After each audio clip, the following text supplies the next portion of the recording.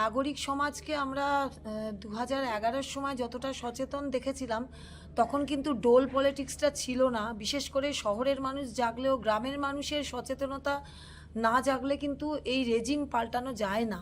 আর গ্রামের মানুষ কিন্তু কিছুটা ভয়ে আর কিছুটা ডোলে, এই দুটো দিয়ে এমনভাবে নাড়ু পাকিয়ে আছে যে শহরের মানুষ যতই চেষ্টা করুক রেজিম পাল্টাতে হলে কিন্তু গ্রামের মানুষকে সঙ্গে নিতে হবে। এবং সেখানে ডোল পলিটিক্স তো শুধু পশ্চিমবঙ্গে না, সারা ভারতবর্ষে এখন খুব জনপ্রিয়।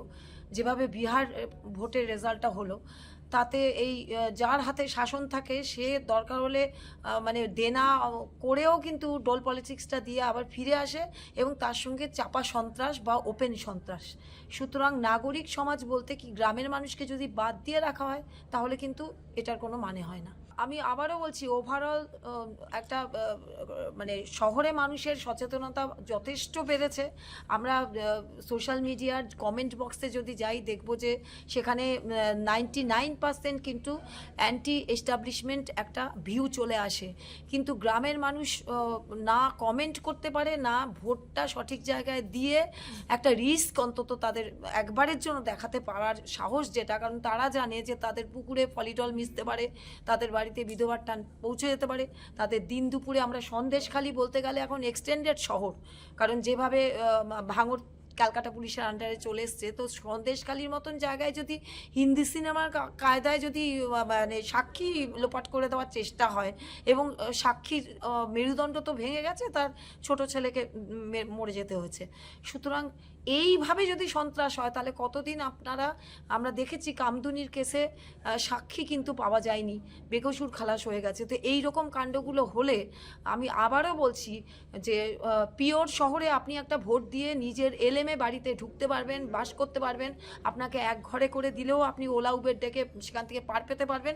কিন্তু গ্রাম, আধা গ্রাম বা মফস্বল শহরে কিন্তু এখনও সেই অর্থে সচেতনতা যদি বা কিছুটা পৌঁছে থাকে সোশ্যাল মিডিয়ার দৌলতে, সাহস সঠিক জায়গায় গণতান্ত্রিক উপায়ে একটা রেজিমকে পাল্টানোর সাহস হয়নি। যতদিন না, আবারও বলছি, আমি চাই না চাই শ্রীলঙ্কা, বাংলাদেশ, নেপাল যেটা একদিন, 8 দিন, 2 দিন করে দেখাতে পেরেছে, সেটা কি জিওলজি সেটা আমি বলতে পারবো না, কিন্তু আমাদের পশ্চিমবঙ্গে, ভারতে সেটা এখনও আমরা কোনো কিছু দেখতে পাচ্ছি না। আমরা যারা এই রাজ্যে রাষ্ট্রের দ্বারা আক্রান্ত হয়েছি, কেউ ধর্ষণ, কেউ খুন ইত্যাদি, তাদেরকে নিয়েই আক্রান্ত আমরা মঞ্চ, এবং প্রায় 11 বছর ধরে আমরা এই মঞ্চের কাজ করছি, এবং রাজ্য স্তরে, কেন্দ্র স্তরে সর্বত্র আমরা যাচ্ছি এবং মানুষকে সচেতনতা বাড়াবার কাজটাই আমরা করছি। কিন্তু রাজ্যের শাসক দল এবং কেন্দ্রের শাসক দল তার পুরো রাষ্ট্র ব্যবস্থাটাকে যেভাবে ব্যবহার করে মানুষকে ভয়, ভীতি, সন্ত্রস্ত করে রাখছে, তাতে কাজটা অনেক কঠিন হয়ে গেছে। এই কঠিন অবস্থায় অভয়াকাণ্ডের মতো একটা ঘটনার পরে সাধারণ মানুষ যেমন সমস্ত ভয় ভীতি উপেক্ষা করে, সন্ত্রাস উপেক্ষা করে রাস্তায় নেমে এসেছিল, এমনকি রাতের আধারেও নেমে এসেছিল, তাদেরকেও আবার নানানভাবে পুলিশের হয়রানি, মামলার হয়রানি, কখনো থানায় ডেকে ধমকানি, এইসব হওয়ার ফলে মানুষ অনেকটাই বিভ্রান্ত। কিন্তু বিভ্রান্ত হলেও মানুষ আবার তার অভিজ্ঞতা থেকে নিজেদেরকে সচেতন করছেন, করার পাশাপাশি তারা রাজ্যের এবং কেন্দ্রের শাসক দলের মধ্যে যে একটা ছদ্ম আঁতাত আছে সেটাও তারা বুঝতে পারছেন। এখন চায়ের আড্ডা থেকে রাস্তাঘাটে, বাসে, ট্রামে এই আলোচনাটাও চলছে। এই অবস্থায় মানুষ কিন্তু জোট বাঁধছেন, কিন্তু তারা যদি সুযোগ পান, সেই সুযোগে তারা সদ্ব্যবহার করবেন এবং রাজ্যের শাসক দল, কেন্দ্রের শাসক দলের আঁতাতকে ভেঙে মানুষ নিশ্চয়ই তার আসল যে চাহিদা সেটা তারা পূরণ করবে। ভবিষ্যতে এইটাকে সংগঠিতভাবে কিভাবে ভোটের ময়দানে ব্যবহার করা যাবে সেটা নির্ভর করছে কেন্দ্রীয় নির্বাচন কমিশন কিভাবে কাজ করছে, এবং মোদী সরকার যেটা ধর্মীয় বিভাজনের মাধ্যমে রাজনীতিকে ব্যবহার করছে সেটাতে কতটা মোকাবিলা করতে পারছে। আমাদের রাজ্যের একটা সংস্কৃতি রয়েছে, সেটা কুসংস্কার বিরোধী আন্দোলনের সংস্কৃতি, সুস্থ ভাবনা চিন্তার সংস্কৃতি, এবং এখানে রবীন্দ্রনাথ, নজরুলের জায়গা। আশা করি মানুষ এই ধর্মীয় বিভাজনের বিরুদ্ধে তার মত প্রকাশ করবে এবং বাংলা তার ফলে বাঁচবে আশা করা যায়।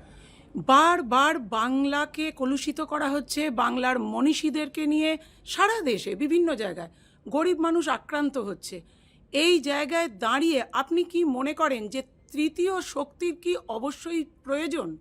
এটা সব মানুষই বুঝতে পারছেন যে 2018, 19, 2021, 2024 যে নির্বাচনগুলো হয়েছে, সেই নির্বাচনের সময় কিছু মানুষের মনে হয়েছিল যে বিজেপি পারবে এখানে বাংলাকে বাঁচাতে, কিন্তু পরে বিজেপি যেভাবে কাজ করছে এবং তৃণমূলের লোকেরাই বিজেপিতে গিয়ে দলভারী করছে, তারাই বিরোধী দলনেতার আসন অলঙ্কৃত করছে, এবং তারপরে এইভাবে রবীন্দ্রনাথকে নিয়ে, রামমোহনকে নিয়ে, সম্প্রতি বঙ্কিম চ্যাটার্জির বন্দে মাতরম নিয়ে, এমনকি মাতঙ্গিনী হাজরা নিয়ে যেভাবে কথাবার্তা বলছে, তাতে মানুষ বুঝে গেছে যে বিজেপি কখনো তৃণমূল অত্যাচারী, তৃণমূল দুষ্কৃতী রাজের যে তৃণমূল তার বিকল্প হতে পারে না।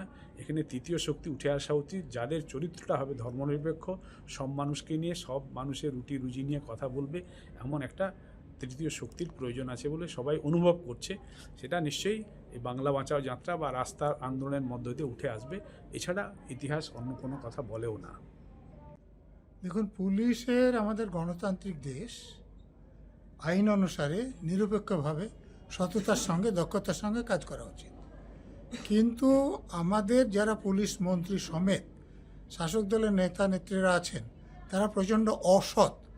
তারা তাদের অসৎ কার্যগুলোতে পুলিশদের নিযুক্ত করছেন, আর পুলিশের উপরের দিকে মেরুদণ্ড সোজা লোকের সংখ্যা খুব কম, অসৎ লোকদের সংখ্যা বেশি। তারা নিজেদের অন্যায় সুযোগ সুবিধার জন্য, শাসক দলের নেতাদের সন্তুষ্ট করার জন্য শাসক দলের হয়ে কাজ করছেন। ফলে শাসক দলের লোকেরা যতটা সুবিধা পাওয়ার কথা, তার থেকে সুবিধা তারা বেশি ভোগ করছেন। কিন্তু যারা এই শাসক দলের বিরোধিতা করছেন, তাদের উপর চরম অত্যাচার হচ্ছে, এবং তারা অপরাধ না করলেও তাদেরকে সাজা দেওয়া হচ্ছে। শাসক দলের আশ্রয় থাকলে অপরাধীদের অপরাধ করার পরেও সাজা দেওয়া হচ্ছে না। স্বাভাবিকভাবে তাদের নিরপেক্ষতা সম্পর্কে কারো কোনো শ্রদ্ধা নেই। তারা যে দলদাস হয়ে গিয়েছে, এটা অধিকাংশ লোক বুঝতে পেরেছে। সেই জন্য যাদের প্রতি শ্রদ্ধা নেই, তাদের প্রতি বিক্ষোভ বাড়বেই, ক্ষোভ বাড়বেই, বাড়ছে।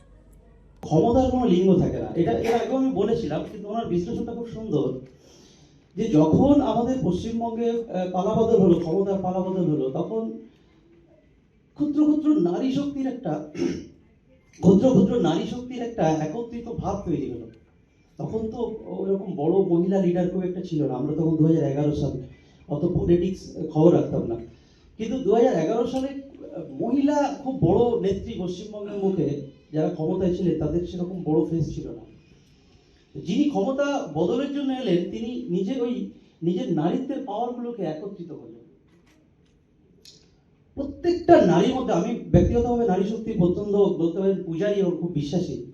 প্রত্যেকটা ওই নারীত্বের একটা একটা সেন্টিমেন্ট, প্রত্যেকটা নারীত্বের একটা একটা শক্তি, প্রত্যেকটা নারীত্বের একটা একটা না বলা ভাষা, প্রত্যেকটা নারীত্বের একটা একটা প্রতিবাদ বলতে পারেন। সেটা খুন, ধর্ষণ, নারী নির্যাতন হোক, নারীর উপর অত্যাচার হোক, ইত্যাদি ইত্যাদি, না একটা অ্যাকোমোডেট করে একটা শক্তি বানানো হলো।